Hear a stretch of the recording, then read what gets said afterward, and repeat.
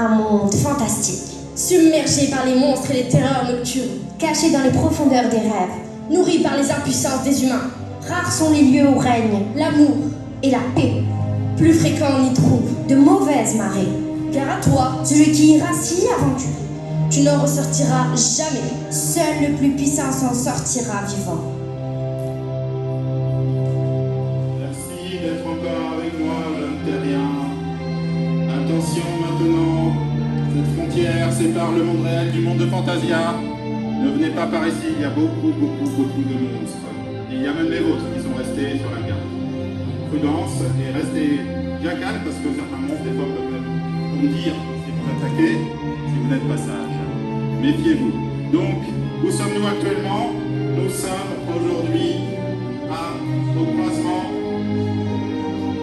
de la bataille de l'Est entre les troisièmes et les premières ruines. Les premières ruines sont descendues la terrible équipe des Icons. Ils ont passé par le Nord Enchanté. Ils ont combattu de nombreux monstres. Le monstre du lac, parmi ceux de monstres de l'année dernière, notamment la double tête. Et contre eux, l'équipe des mythiques, qui est partie des troisièmes ruines, qui s'est perdue dans la forêt enchantée, dans une grotte, qui a rencontré Kitsune qui a été projeté jusqu'à la cité du Chevalier. Et à présent, ces deux équipes ont réussi à se rencontrer ici. Regarde, il est tellement magique qu'elle fait pas Fantasia. Voilà. Et seule une de ces deux équipes pourra savoir ouvrir la porte vers la tour libre, la plus vaillante d'entre elles. Donc, je les attends. J'ai oublié de vous présenter. Vous connaissez déjà un petit peu. Je suis Zelin Kenodeur, grand sorcier de Fantasia. Et je crois que j'entends déjà une de ces deux équipes. Et je pense que c'est l'équipe des Icons qui s'approche. On va voir si ce sont bien eux. Oui, ils sont là, ils sont toujours en vie. On peut les applaudir. Bravo.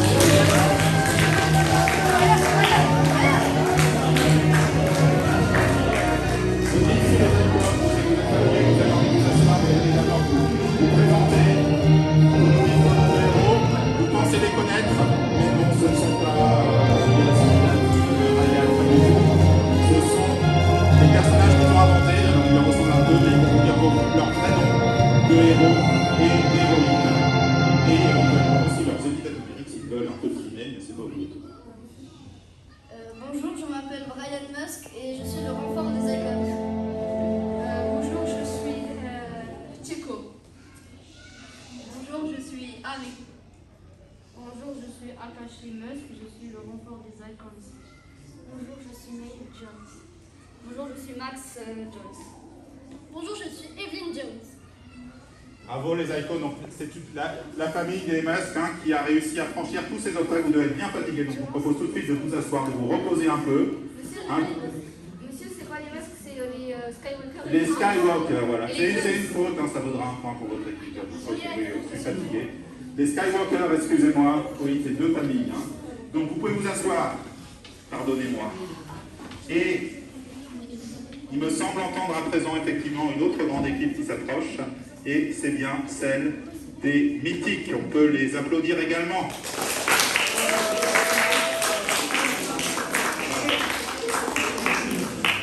Ils se sont aussi un dur parcours, mais ils sont tous là. Bravo, quand même, des renforts. Donc, je vais leur laisser aussi se présenter. Bonjour, je m'appelle Tanaël. Je m'appelle Nicole. Je m'appelle Astrid. Je m'appelle June. Je m'appelle Camillus. Je m'appelle Rania. Je m'appelle Dora. Bien. Et là, nous avons les deux renforts des mythiques qui sont là.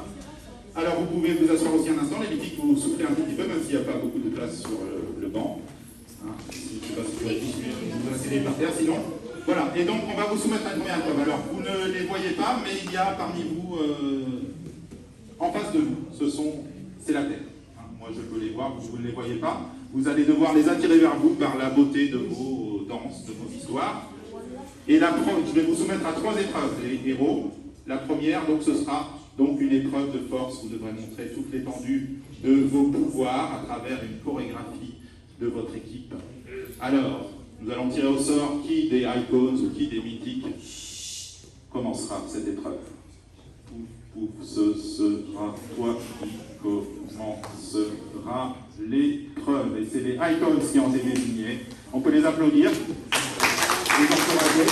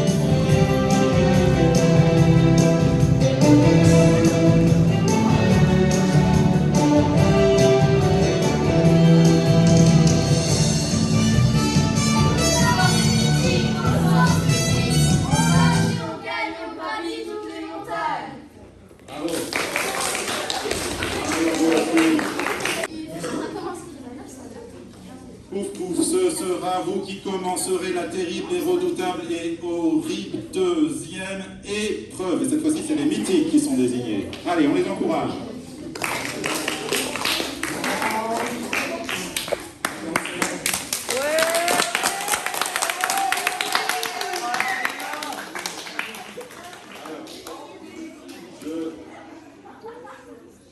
Moi, j'ai cet appareil magique qui permet de communiquer avec la Terre. Je vous lance le défi de raconter sans cet appareil, d'accord, mais en parlant vraiment bien fort pour que les derniers arrivent à vous entendre. Alors, je reviens sur Fantasia.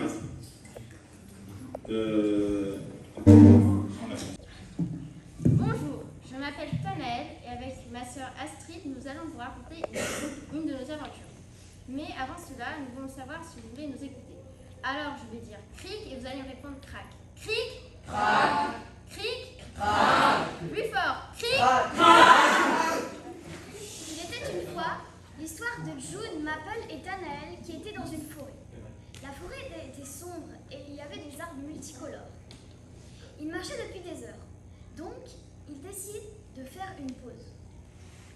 Et tout à coup, ils entendèrent une plainte. Une plainte qui disait « Aidez-moi, je suis coincé ici depuis des millénaires. Le monstre Pellegrosso m'a enfermé ici. Pour me libérer, il faut avoir la fiole qui se trouve dans la grotte de Pellegrosso. Si vous acceptez ma quête et que vous la réussissez, je vais vous donner quelque chose en échange. » Donc, les braves héros acceptèrent la quête. Mais ils ne savaient pas où se diriger parce que la grotte de Pellegrosso était d'une adresse inconnue. Donc, un parchemin jauni apparaît devant eux, où il était écrit « Pour arriver à la grotte de Pellegrosso, il faut suivre la rivière. » Donc, ils marchèrent près de la rivière. Quand ils furent arrivés près de cette grotte, elle était sombre et des arbres recouvraient ses parois. Donc, ils ne savaient pas s'il fallait combattre Pellegrosso cette nuit ou demain matin. Et là, encore, comme par magie, un parchemin jauni apparut devant eux, où il était écrit « Il faut combattre Pellegrosso le jour, car son point faible est la lumière. » Ils s'endormirent et les voici au lendemain matin. Ils se réveillèrent dès l'aube et établirent un plan.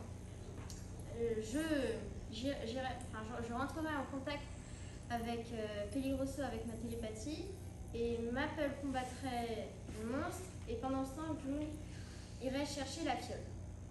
Nous approchons de la grotte et j'entrai en contact avec ce monstre. Il était encore paisible et il dormait.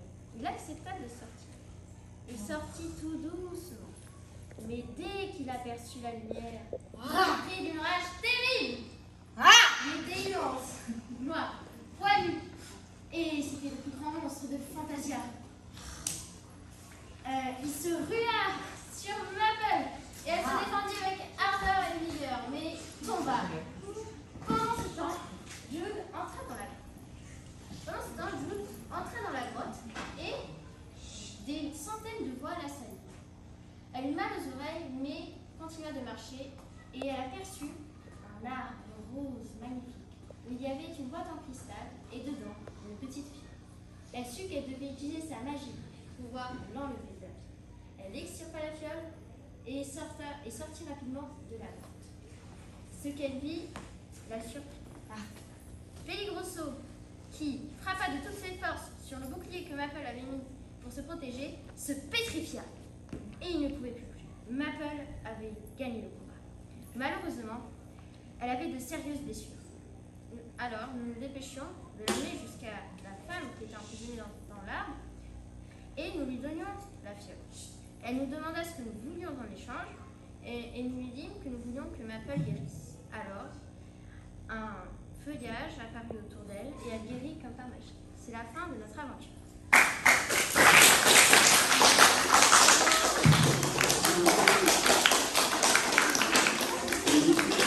Des applaudissements du public, vous avez réussi à franchir la deuxième épreuve, bravo à vous. Et maintenant, autour des icônes, alors vous allez leur laisser la place sur le banc, vous allez rejoindre, vous allez vous asseoir par là-bas. Alors on vous écoute, bien fort. Bonjour chers terriens, aujourd'hui je vais vous conter une histoire. Mais comme nous sommes de braves héros populaires, nous n'allons pas vous raconter des histoires comme ça. Donc dès que je vais dire quoi, vous devez répondre fort. Quoi? Fort. Plus fort, je n'entends rien. Quoi? Fort.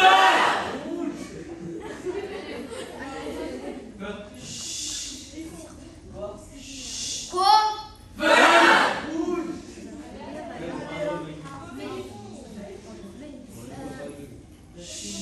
Notre histoire commence alors que nous étions en train de marcher dans un sentier et nous étions affamés, morts de faim et de soif. Nous avions marché pendant deux journées entières. Lorsque nous sommes arrivés, il y avait un château et nous nous sommes rendus compte que nous étions dans la cité des chevaliers perdus. Lorsque nous sommes entrés, il y avait une pancarte où il y avait écrit que nous ne devions pas entrer à l'intérieur de ce château car un monstre y habitait et le château appartenait à ce monstre et qu'il n'hésiterait pas à nous dévorer tout cru si jamais nous essayions d'entrer à l'intérieur de celui-ci. Mais vu que nous étions très affamés et curieux, nous décidions d'entrer quand même. Mais Evelyne et Max entrèrent en première. Mais lorsqu'elles entrèrent, un monstre surgit de nulle part.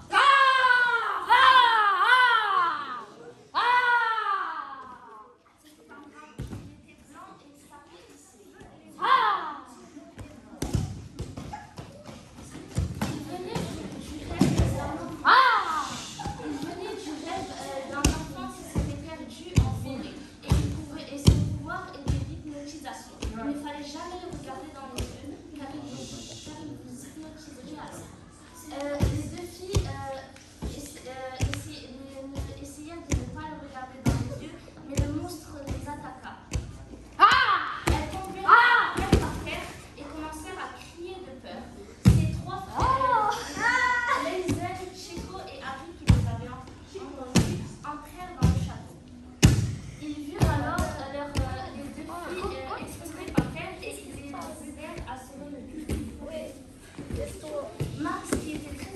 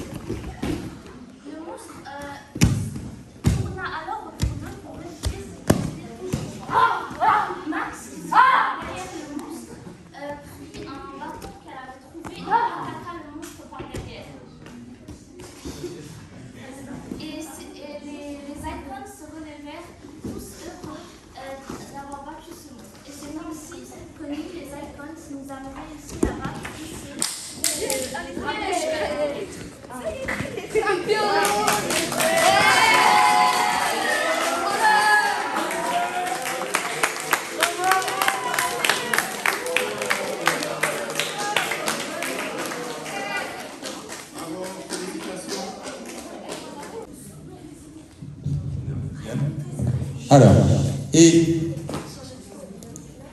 donc, 3 questions seulement. Hein, toujours les mêmes 5 catégories, je ne vous remets pas les catégories, vous les connaissez, les quatrièmes. Vous pouvez les aider. Vous pouvez les aider si vous avez quelques vagues souvenirs de votre programme de 5e. Vous pouvez leur apporter votre aide en levant la main. Hein, et donc, ça leur fera une réponse partielle à ce moment-là. Hein, et peut-être même, qui sait, peut-être même pour de si brillants souvenirs, pour ne pas avoir tout oublié de votre programme de 5e, peut-être même quelqu'un qui me propose la bonne réponse pourra gagner un Karachoco en récompense. Alors, attention, donc, par contre, j'ai pas bien fait mon travail, moi, heureusement que même sur Fantasia, il y a des ordinateurs, j'ai pas ouvert le bon fichier, le voilà. Très bien. Alors, première question, et donc il y aura normalement 3 questions, et j'espère qu'on va avoir le temps de les faire les 3. Et je lance le dé virtuel pour savoir quelle sera la première catégorie. Ce sera la catégorie numéro 2, c'est-à-dire les œuvres étudiées. Donc il nous faut 2 valeureux héroïnes ou héros de chaque côté, hein, pour se lancer sur les œuvres étudiées. Allons-y. Oh, Michik, quelle catégorie de questions voulez-vous, normale ou difficile? Oh, Icon, s'ils vont la catégorie difficile.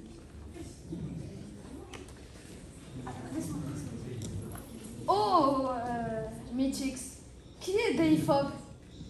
Qui est Deifop dans l'Iliade. Alors, oui, non, il faut préciser dans quelle œuvre à chaque fois quand même. Alors,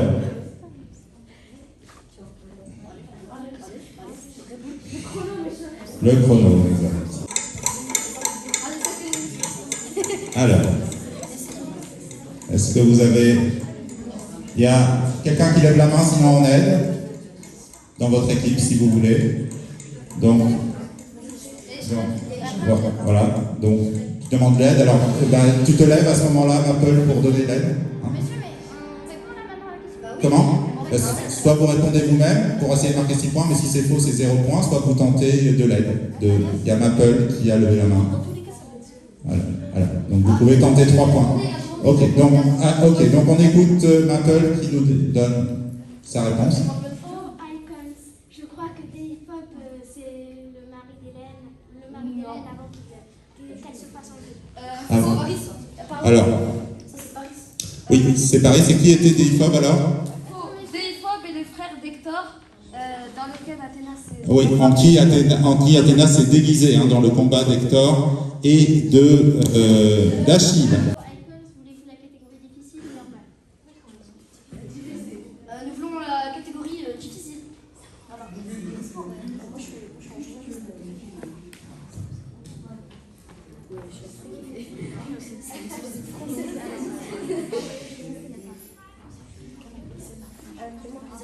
Ça s'appelle Le Dragon dans l'histoire sans fin, dans le film.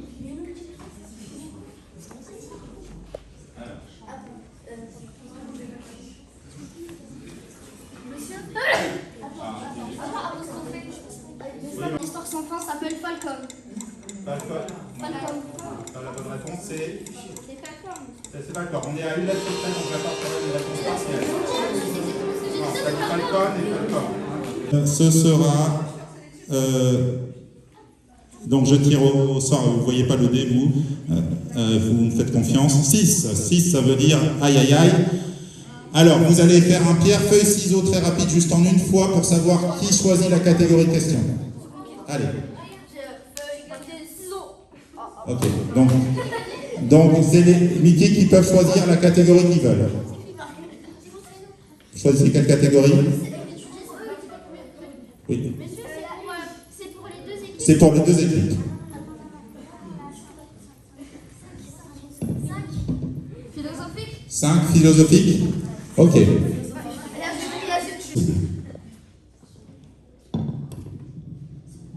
Oh, les Michik, quelle catégorie vous voulez? Normale ou bien difficile? Non, il n'y a pas... Peut-on vraiment considérer le passeur comme une utopie? Ou bien peut-on considérer que l'Iliade est une utopie? au final, si vous faites la moindre faute,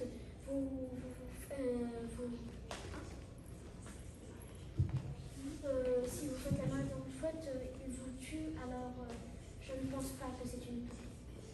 Vous êtes à deux, hein, donc vous pouvez compléter les réponses à deux, hein, vous pouvez parler à deux. Rania, si tu veux compléter, tu peux aussi, d'accord? Pareil, les réponses, vous pourrez faire la même chose, hein, parce qu'il faut faire la réponse la plus complète possible. Alors non, parce que il y a des choses qu'on ne peut pas faire. Par exemple, on ne peut pas choisir son propre métier, on ne peut pas, par exemple, ressentir la peur ou, par exemple, la colère. Et quand on fait 3 fautes, on se fait élargir. Élargir, ça veut dire quoi? Tuer. Je vais accorder 4 points sur 6. Hein. On aurait pu développer un peu plus en rappelant les côtés utopiques. Oui. La question, voilà, c'est pourquoi est-ce que c'est vraiment une utopie ou pas? Est-ce qu'on peut dire que c'est une utopie? Voilà, donc ils nous ont dit que non, parce qu'effectivement c'était plutôt dystopique, ils ont donné des aspects dystopiques. Vous auriez pu rappeler quand même qu'il y avait quelques points, c'est vrai, utopiques, malgré ça, hein, en faisant quelques concessions. 4 points sur 6. Donc, le score. Ah, je me trompe, ouais, c'est une erreur, c'est pas bien. J'ai tout le temps des erreurs, moi. Alors, donc, pardon, Mitty. Oui. Ça c'est des points. 3 pour les mythiques, mais les icônes ont une question de retard. Donc, Quelle question choisissez-vous? Comment une histoire fictive peut-elle, entre guillemets, aider son lecteur? Ou au final, l'utopie ne mènerait-elle pas à la dystopie développée avec un exemple? C'est la deuxième question. Une utopie, elle peut devenir une dystopie parce que quand c'est un monde parfait, quand il y a trop de... Tout est parfait, ben, il y a...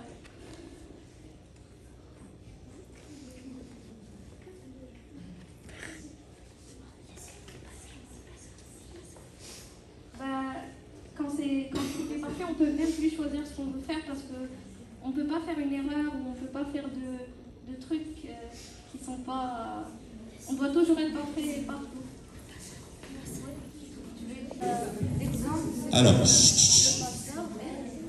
il peut donner à des fois des choses comme ne pas choisir son métier. alors j'ai pas, parle un peu plus forcément, on t'entend pas bien. Désolé aussi pour le public, hein, c'est pareil, une lettre, c'est au début. Le passeur, parce que le passeur, on est des fois, on peut pas choisir notre métier, notre famille, même si il vit dans un monde sans... Et si on fait une erreur, on peut être élargi. Même s'il vit dans un monde où il n'y a pas de discrimination ou bien... Ok. Alors, là... Que je vous ai posée, vous avez répondu à une autre question. Alors c'est moi qui vais juger. Il me semble que la question, tu peux nous relire ta question encore une fois? Au final, Aussi peut-être voilà, sur les exigences, hein, quand elles sont trop élevées. Moi je vais vous accorder également 4 points là-dessus. Hein. C'est la catégorie la plus difficile sur laquelle je suis le plus exigeant. Donc 4 points également pour les icons. Voilà. Donc ça nous fait 7-3 pour l'instant avant la dernière question. 7-3 pour les icons. Et je tire au sort la dernière catégorie. Connaissance, on n'a pas encore fait. Connaissance. Vous pouvez être devant, mais... Oh, Astrid, choisissez-vous question facile ou difficile? Normal. Normal ou difficile? au Icon, nous choisissons la catégorie difficile.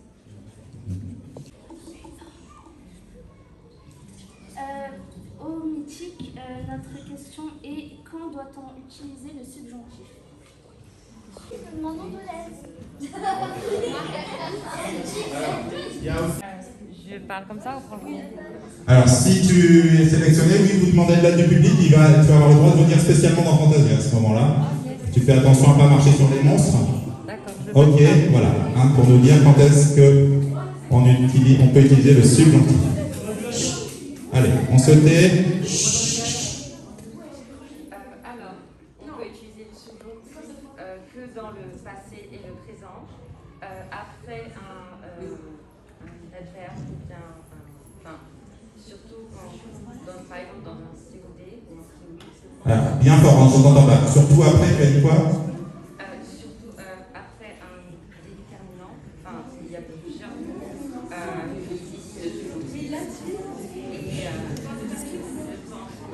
alors, phrasé.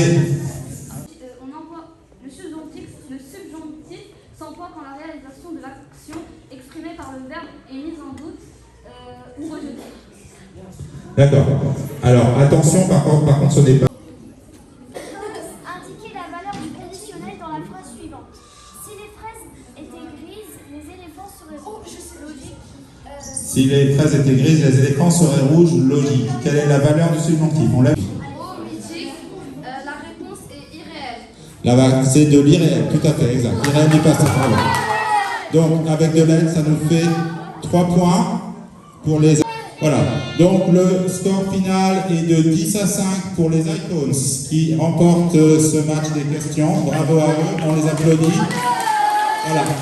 Et voilà, nous sommes en même temps. Je propose à tous les héros de venir saluer le public. On les remercie beaucoup pour ce spectacle. Venez, levez-vous tous les acteurs, venez saluer le public. Vous avez tous très bien joué. Vous nous avez proposé un beau spectacle. J'espère que le public soit satisfait. Et donc ce n'est pas fini. Hein. Je reviens aussi, moi, vous saluer. Voilà. Donc le 24 de 17h30 à 19h30, j'invite toutes les personnes intéressées aussi parmi les quatrièmes pour la finale. Donc tous les élèves volontaires vont proposer leur plus beau spectacle. Ça sera de 17h30 à 19h30. On le fait au profit de l'association des enfants de la Casbah, qui viendront aussi proposer une danse. Et vous pouvez vous inscrire, mais avec des parents aussi. Donc avec un parent, plus un enfant ou 2 parents. Si on a suffisamment de place, peut-être une 3e personne, mais pour l'instant, c'est limité à 2 places. D'accord? Donc si vous êtes intéressé, n'hésitez pas à vous adresser auprès de moi, éventuellement, oui. Hein? D'accord. Hein? Donc vous venez tout de suite et je vous donne, même je peux vous donner maintenant, j'en ai des...